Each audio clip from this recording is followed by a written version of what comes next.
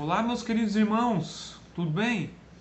Hoje daremos sequência em nossos devocionais no livro de Atos, fazendo aqui a leitura e uma reflexão no capítulo 15, dos versos 30 a 35, que dizem o seguinte: Os que foram enviados desceram logo para Antioquia e, tendo reunido a comunidade, entregaram a epístola.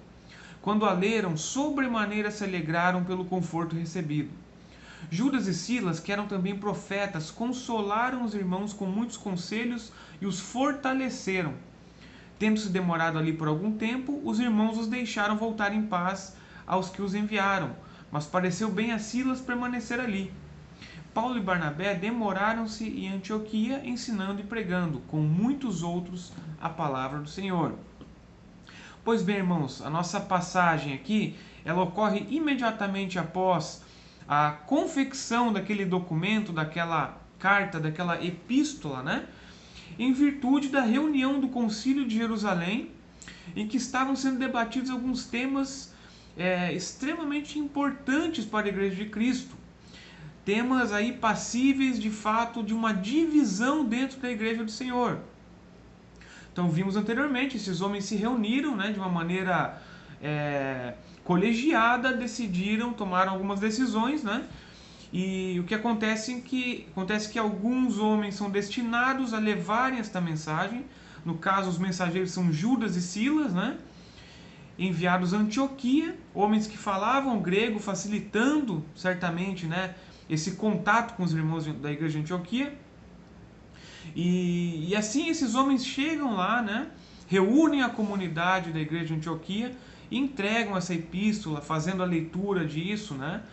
E o que nós vemos aqui neste trecho é justamente qual que é a posição daqueles irmãos da igreja de Antioquia face essa decisão do Concílio de Jerusalém.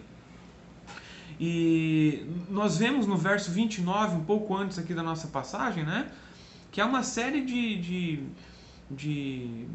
proibições, né, aplicáveis aqui. São 4 proibições.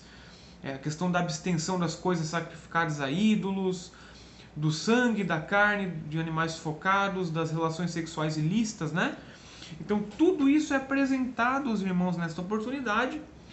E felizmente nós vemos aqui no verso 31, né, que esses irmãos, o posicionamento, né, a resposta deles face a tudo isso é positiva. Eles se alegram pelo conforto recebido, né? Quando essa carta, quando essa epístola é lida, isso traz uma alegria em seu coração, né? Isso nos mostra, certamente, irmãos, de que havia naqueles homens um desejo verdadeiro, um desejo genuíno pela unidade da Igreja de Cristo. Enquanto nós tínhamos alguns buscando separar, né, trazendo alguns temas, propondo algumas separações em virtude da lei de Moisés e da lei de Cristo, né? Entendendo que, de fato, a lei de Cristo ela não é perfeita em algum sentido, sendo necessário que haja observância de alguns temas lá da lei de Moisés de uma maneira muito estrita, né? Como se isso justificasse a salvação de alguém, anulando o sacrifício de Cristo, né? Já conversamos sobre isso. Nós vemos os irmãos aqui recebendo, né, esse tipo de mensagem que pontua muito bem aquilo que a Igreja de Cristo deve seguir, né? E recebendo isso de maneira muito positiva, se alegrando com isso, né? E Judas e Silas foram enviados de maneira proposital, né, como nós vemos, e é dito que eles eram também profetas, né? E nós já vimos isso, né, o conceito de profetas no Antigo e no Novo Testamento. E essa parte do consolo, essa parte realmente de trazer a união entre os irmãos, entre a Igreja de Cristo, de estar em contato, em comunhão com cada um dos que professam a Cristo, é muito importante. E é o que esses irmãos fazem aqui nesta oportunidade. Realmente há um clima de fortalecimento da fé de cada um deles aqui, né? E eles ficam ali durante algum tempo, né? Até demoram algum tempo, né? É dito aqui no verso 33. E no fim nós vemos que Paulo e Barnabé continuam junto a Antioquia, né? Eles demoraram mais um tempo, né? Além do tempo que Judas e Silas demoraram para ir embora. para que ficassem ali ensinando e pregando ao povo de Deus, né? Juntamente com outros, a palavra do Senhor. Né? Então nós vemos que havia um trabalho sendo executado em Antioquia. Esse trabalho realmente ele estava sendo frutificado, né? No sentido de que até mesmo esse tipo de mensagem um pouco mais difícil de ser digerida estava sendo recebida da maneira correta por esse povo. Né? O Espírito Santo estava agindo em meio àquela igreja, e isso é fato. Né?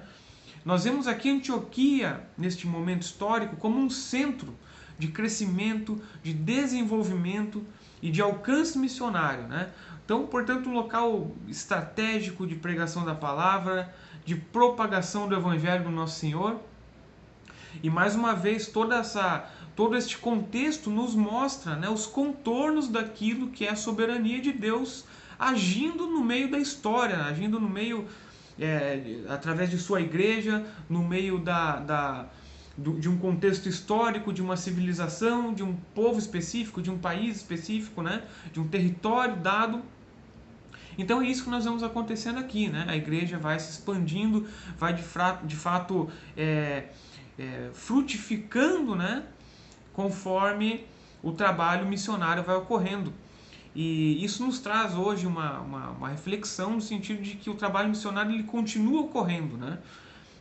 Verdadeiramente Deus nos dá esse mandamento, né? Nos traz isso como muito mais do que algo que devamos cumprir, mas mais como algo que faz parte de cada um de nós, crentes, que levemos a palavra do Senhor, né? Então nós devemos continuar levando a palavra, né? Apoiando nossos missionários, apoiando esses homens de Deus que realmente se dedicam integralmente para essa obra maravilhosa.